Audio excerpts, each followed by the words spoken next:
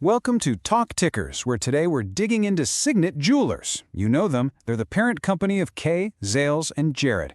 And they just dropped a third-quarter earnings report that has created a really fascinating puzzle for Wall Street. So let's get right into it. So, check this out. The company reports what, on the surface, looks like fantastic news, and the stock immediately tanks, dropping almost 7% in one day. So the big question we've got to answer is, what in the world did investors see that made them hit the sell button so hard? We're calling this whole situation the Q3 paradox. I mean, how does a company completely blow past what analysts were expecting, raise their forecast for the full year, and still get punished by the market? Well, as you often find on Wall Street, the answer isn't about what just happened, it's about what's coming next. And the contrast here is just wow, it's stark. Over on the left, you've got the beat. Their adjusted earnings per share, or EPS, just crushed expectations by nearly 300%. Revenue was a beat. Same-store sales were up a healthy 3%. By all accounts, a fantastic quarter. But the market is forward-looking, and it looked right past all that good stuff to the column on the right. A cautious guide for the super-important holiday quarter, and a measured tone from management that basically screamed trouble ahead. So before we get into those holiday warning signs that spooked everybody, let's give credit where it's due. We've got to break down just how well Signet actually performed in the third quarter, because honestly, these numbers are really impressive.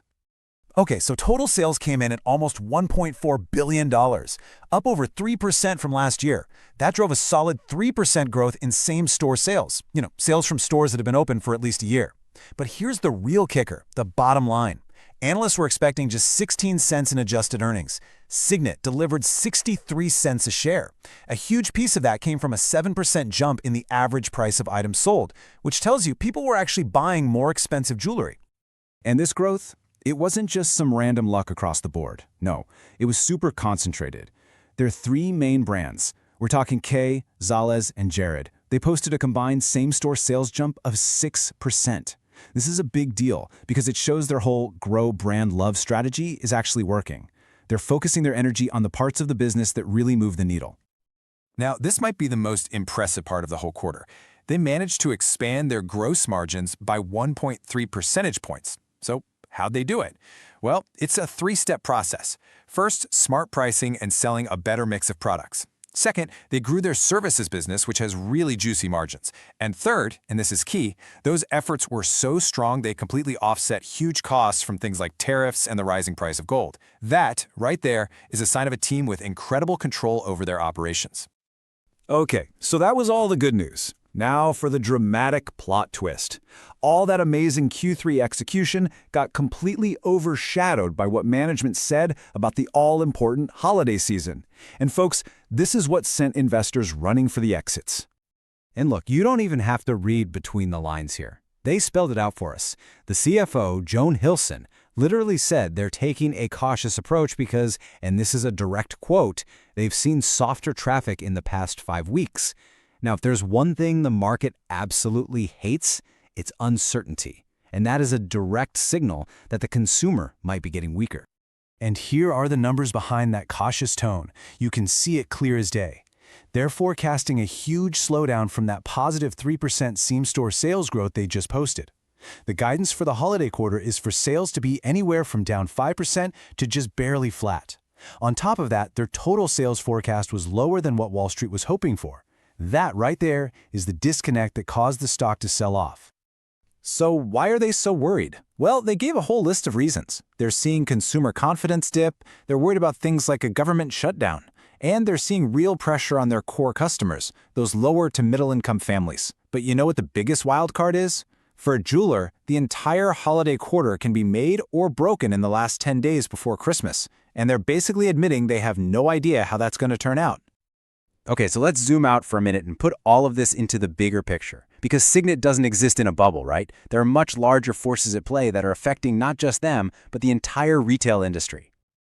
Yeah, it's pretty important to remember that even before this big drop, Signet stock was already having a tough time. Over the past year, it's down over 10%, while the S&P 500 is up over 12%.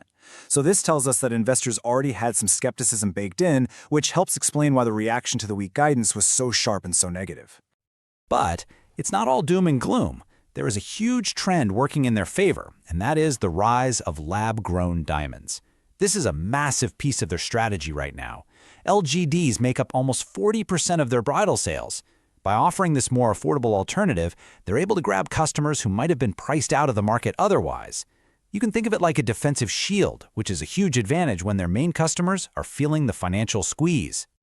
So, we've broken down the really strong Q3, we've gone through the weak holiday guidance, and we've looked at the bigger picture. That brings us to our final analysis, the next call. This is the million-dollar question, isn't it? After a day like this, what's an investor supposed to do? Do you see the great execution and buy the dip? Or do you see the cautious outlook and run for the hills?